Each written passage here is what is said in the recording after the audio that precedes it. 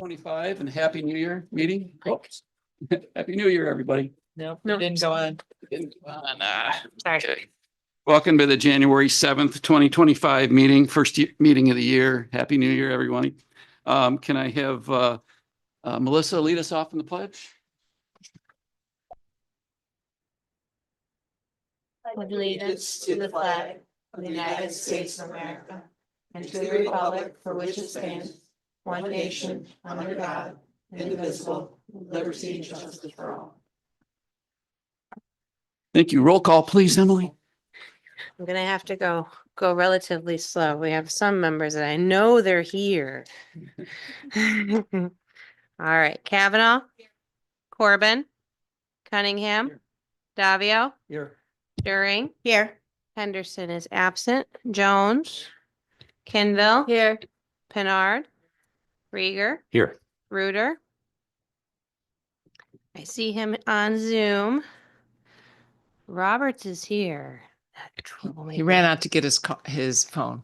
Okay, I'll come back to him. Schwartz, I'm here. Stepanski. Here. Stokes. Vosberg. Here. Walrod. Here. Wicks. Here.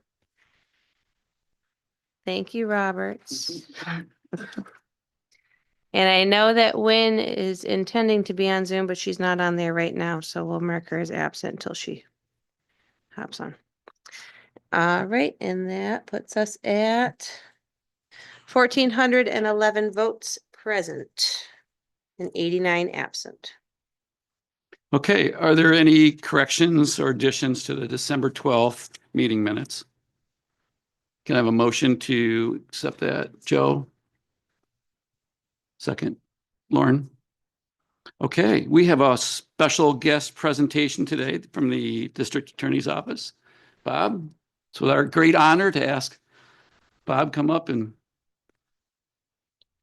hang out for what, 3 to 4 hours? How long is this for? Should do the poor retirees. I know, the poor retiree. Only 4? Better order dinner. No kidding. You know, when I woke up this morning, I live a quarter of a mile driveway up a hill. And I looked out the window and I said, Jesus, even God doesn't want me to talk. Emily, was this number 2? No, kids. This is number 4 and Yeah. the last one. Time to quit. I know. Tell me about it. My husband goes, "Oh, I secretly wanted Irish twins. That would have been nice to know the first time." Yeah, I thought I was done after 2, and someday I'll introduce you to my daughter. Anyway, folks, I am going to try to, well, let's get started.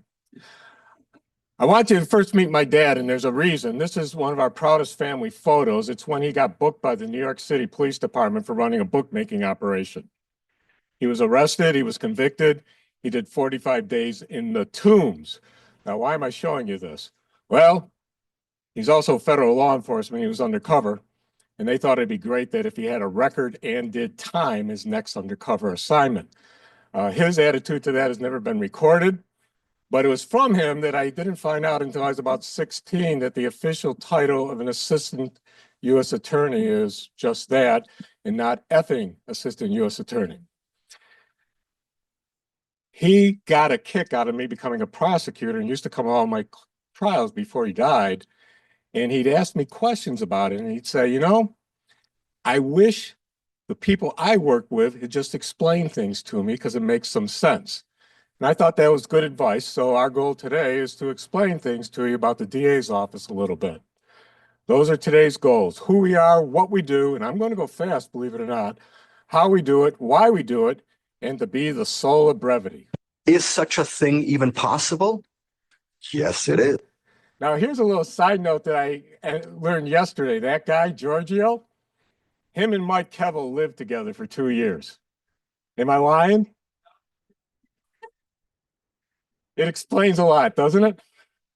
So, County Law 700, District Attorney, it's our duty to conduct all prosecutions for crime and offenses cognizable by the courts of the county.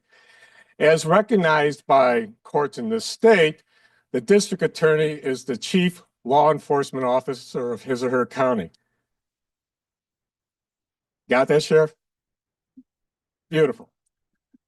There's also cases that says he is too, but what the hell? Of course, you know our district attorney. This is the picture that appears in the DASNY District Attorneys Association guide of who's district attorney and where. As you all know, he looks precisely like that to this day. And here's one of our staff meetings that we had over at Myers Creek. We get together every once in a while. Right now, we have 8 attorneys, 6 full-time, 2 part-time, 2 investigators, both part-time, although we might be looking to change that in not too distant future. 3 management assistants are all full-time. 3 CSEA staff, that's no longer true. Linda Pauls went to half-time status, so that's really 2.5. We have 2 other administrative staffs that are both part-time, 18 total members of the office. Is that a lot more than when I started here? Yeah, about double. And how do we define success? We thought about this and we came up with 5 outcomes that define a good year. We want to provide quality services to our residents. We want to create a positive work environment. We want to control our costs to taxpayers. We want to work well together and obtain measurable results. Does that sound familiar to any of the Board of Supervisors?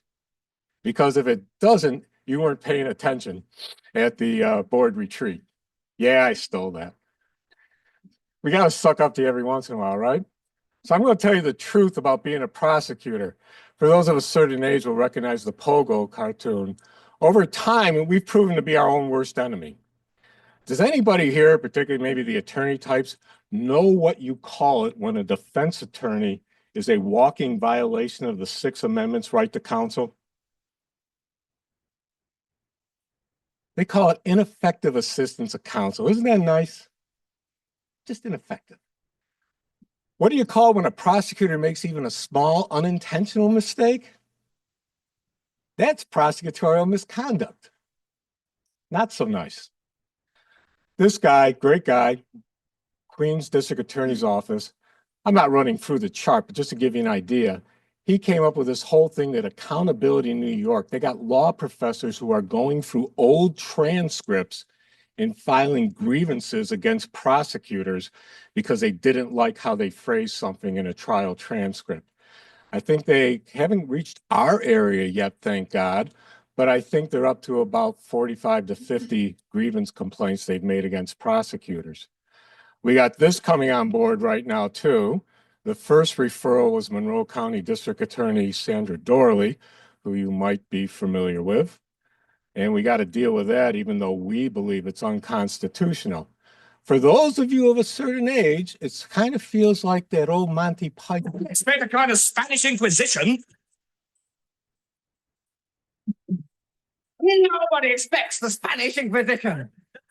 Our chief weapon is surprise. Surprise and fear. Fear and surprise. Our 2 weapons are fear and surprise and ruthless efficiency. Our 3 weapons are fear and surprise and ruthless efficiency and an almost fanatical devotion to the Pope. Our 4. Now, if we take away fanatical devotion to the Pope, that's about how we feel about this judicial commission. As you might remember, we've had these bail and discovery reform laws, reform being an interesting term. This is Yates County DA Todd Casella next to the NIPD Executive Director Susan Valley when he got a reward. He did something that told us what discovery looked like before the reform. Nice, simple flow chart, easy to follow. Then he did one afterwards. There it is now. That's what we got to deal with in every single case. How do we cope and succeed? Well, we appeal to the better angels of our nature, and we refuse to adopt this attitude. Oh, wait, a man has worked on a job 30 years. 30 years. They give him a watch, kick him in the butt, and say, hey, a computer took your place, Daddy. That's hard time. That's hard time. We embraced technology, and we really did. Pre-January 1st, we had a problem, and some of you might appreciate this when you have to go looking for files or something for a meeting. We had to pull paper files for 28 different courts in this county. Scholars agree upon one date when the calendar allegedly started, and that was the 11th of August, 3114 BC. Lost files and documents. It often looked like this in our office. The bucket scarf on the ceiling is the only place that isn't being occupied. You can clean my clothes if you want. Tell Aunt Minnie to send up a bigger room too, will you? Always a mess. We also had security issues. Anybody recognize this building? Come on. It's Fort Knox. Okay? This was our version of Fort Knox. How about this? Come on, I'm a good Catholic kid. Who do you think that is? The Vatican Library. This was our storage area, which goes down a year every year because we keep destroying the records. We became the first DA's office in New York State to be completely paperless over 10 years ago. If I pull out my phone, I can show you every file that we have since January 1st, 2013, because they're all on my phone, down to statements, down to pictures, down to videos, whatever, I can access it. We believe in two-step verification. And what's the matter? You don't understand English? You can't come in here unless you say swordfish. Now, I'll give you one more guess. Swordfish. Swordfish. I think I got it. Is it swordfish? That's it. You guess it. Pretty good, huh? Fine. You guess it. What do you want? I want to come in. What's the password? Oh, you're no fool of me. Swordfish. No, I got tired of that. I changed it. Doesn't that sound familiar? Now, here's a question. Why did Paul Lutwick make Groucho change the word swordfish as a password? Anybody? What's that? How did you know? It's only 9 characters. It's got to be at least 35. So, technology is what makes our discovery compliance possible. Everything we do is digital. We get from law enforcement. The sheriff's office does an amazing job. They upload or link for our use all videos, statements, photos, whatever. 911 does a tremendous job getting that to us. We have to categorize it, which is not that hard a process once we get it. And the actual sharing is simple. We can do that literally in a minute because we basically send a link out with a password to every defense attorney, and they can look at it at their leisure. That's how we comply. Without that digital ability, it would be an impossible job. Imagine having to copy every single file twice, once for us, once for the defense attorney, again when they change. Couldn't be done. Now, the other important thing I want to cover with you about the DA's office is ethics. Now, you might be saying attorneys and ethics. Well, it's actually true. We have a guide from the District Attorneys Association that was written by the committee that I'm now co-chairman of, and it has language in it, you know? And we take this language, I'm telling you, you might know me enough to know I don't take myself very seriously, but I take what we do very seriously, you know? It's not whether we win or lose, but it's assuring that justice is done. Literally, what we try to impress on all our prosecutors is that our job description is very simple. Do justice. You might disagree what I think is justice in a particular case, but that is always and forever our goal. The National District Attorneys Association has standards. You know, you can't go forward. You can't take a guilty plea if you don't think there's enough evidence to convict. Can't do it. The American Bar Association has standards.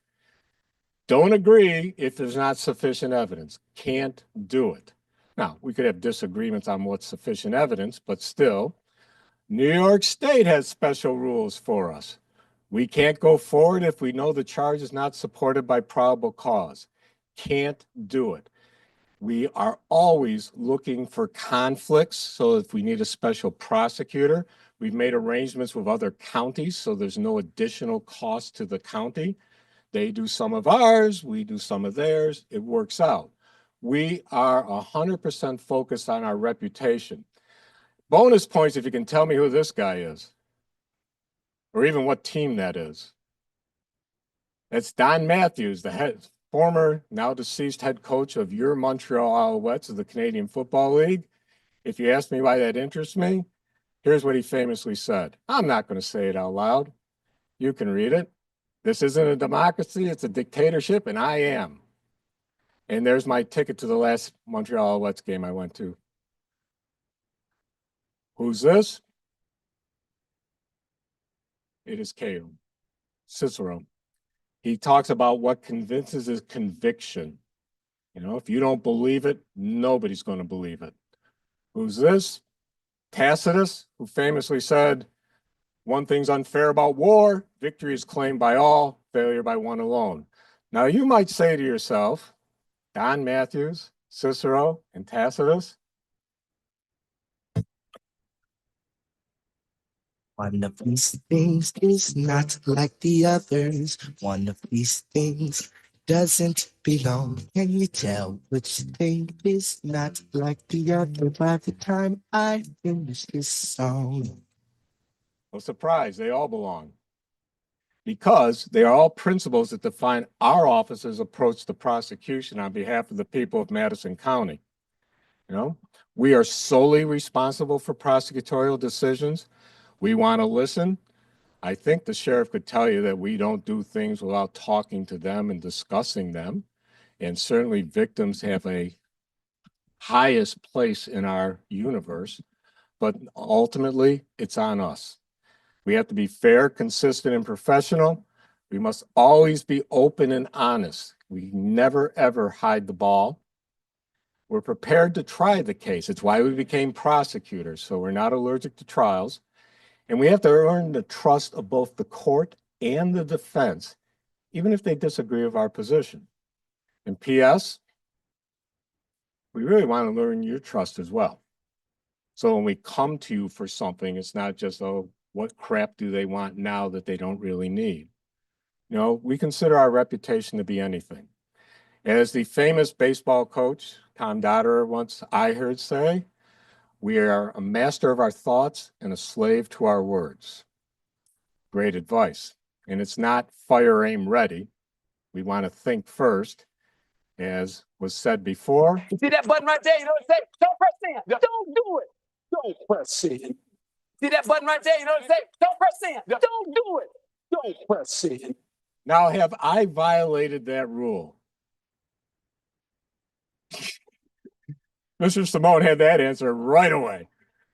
But you'd be surprised how many times I do follow that rule. But anyway, the results are this. No cases have been lost to discovery since those rules came into place, not one. Contrasting with Suffolk, who dismissed 20,000 cases the day it went into effect. Contrast with Erie County, which has had dismissal days in the city court of about 1,500 cases at a time. We haven't lost one. We also have a tremendous history of success at trial and on some very difficult cases too. We have remarkable recruitment and retention. Right now, last I checked, Oneida County is at a 50% vacancy in prosecutors. Onondaga is still about 1/3 empty. We're not. And you have state and national committee leadership coming out of our office. We absolutely are members of both District Attorneys National Committee as well as District Attorneys Association of New York's committees. Why is all this possible? Well, the county taxpayers, we never forget that's who pays our salary. All of you, the county administrator's office, including all the staff, human resources, thank you, Ryan, and Sean, and others, finance, who believes the numbers we give them, and the department heads and staff, because this is a wonderful county as far as working together. Our law enforcement partners, we can't be better than the work they give us, and they give us excellent stuff. The Prosecutors Training Institute, the statewide association, the national association, but most importantly, why are we successful? That's why, except for the idiot on the right. Our staff is what makes us successful. Am I going quick so far? Because we're almost done. Way out of schedule. Mother Teresa, right? There's a story, you might have heard me tell it before because I tell it often. I use it in everything I talk about. A journalist once approached Mother Teresa at one of her hospices in Calcutta and looks around. She's doing a story and she says, Mother Teresa, do you really think you can save all these people? And her immediate answer was, no, but if I try my best, I might save myself. And I think that is exactly what we're about. Do we think we're going to make crime go away? No. But do we think we can have an office that is responsive to the people of this community, that seeks justice, that maybe leaves it a little bit better than we found it, and by doing that saves ourselves? I would suggest not dissimilar to what all the members of the board do. We've succeeded. And then when we go home, we do some things we love. Bob, for staying on schedule, ahead of schedule. Okay, so we have our first public comment period on today's agenda. Eric, has anybody signed in? No. Would anybody like to speak from the public? No? Okay. We're moving on to the regular agenda. Yep. We'll do resolution number 1 is a resolution of appreciation for our retiree recognitions. This is Pete Walrod, Chairman, Government Operations Committee. Mr. Chairman, move this resolution for adoption. Do I have a second? Kyle? Discussion? All in favor, say aye. Opposed? Carried. Okay. Today, I'd like to honor our first retiree of 2025 with 28 years of service, Joe Bars.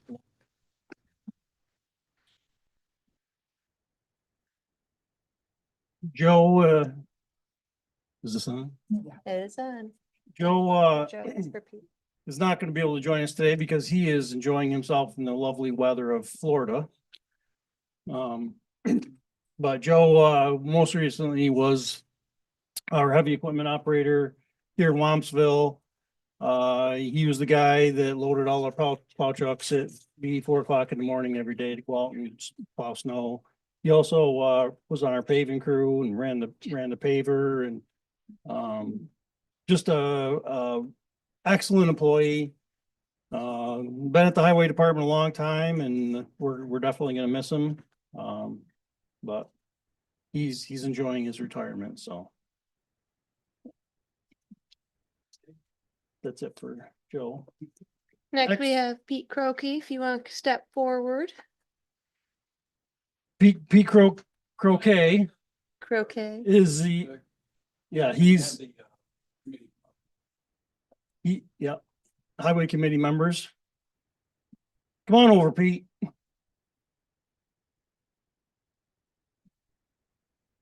Pete's been with the highway department 22 years. He is currently the senior crew supervisor at Wampsville. He's also known as the older gentleman with glasses and a mustache that lives on Nelson Road. Won't get into any more detail than that, but he has worked his way up through the highway department. He started out as a MEO and worked into an HEO and then to a crew supervisor and now senior crew supervisor. Started out as, before he came to the county, he was a farmer, right, Pete? And then became a ditch digger at the county, so he worked his way up. I like to pick on Pete every single day. He'll tell you, I love picking on him, but I'm gonna miss him when he leaves, believe it or not. He's got 6 days left. And I keep telling him I can't go quick enough. Not counting. Yeah, I'm not actually counting. 5.5 now. But Pete's been a great employee in the highway department. We're certainly gonna miss him, and I wish him nothing but the best. Would you like to tell everybody how? Well, thanks, Joe. I paid him to say that.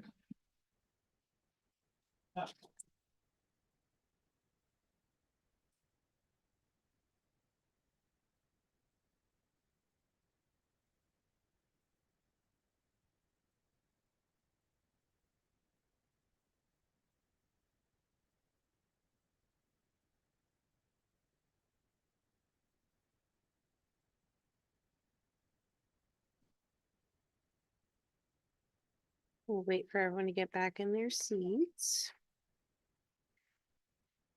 Next, resolution number 2 is creating a full-time position in the county clerk's office. This is Pete Walrod, Chairman, Government Operations Committee. Mr. Chairman, I move this resolution for adoption. Can I have a second, Mary? Any discussion? All in favor, say aye. Opposed? Carried. Resolution number 3 is authorizing the submission of the application for a local government performance and efficiency program grant. Again, this is Pete Walrod, Chairman, Government Operations Committee. Mr. Chairman, I move this resolution for adoption. Can I have a second? Evan? Discussion? All in favor, say aye. Carried. Last on the agenda today, resolution number 4 is authorizing the chairman to enter into an agreement with Wanderers Rest Humane Association for dog shelter services. This is Mary Kavanaugh, Chairwoman, Health and Human Services Committee. Mr. Chairman, I move this resolution for adoption. Can I have a second? Alex? Any discussion? All in favor, say aye. Thank you. This is the second public comment period. No? Anyone else here to speak? Mayor of Hamilton? Yes? Well, thank you for observing and being here today. Okay, is there any other business to come before this board? If not, Executive session. yes, I'd like to enter executive session for legal counsel. Rex and Pete.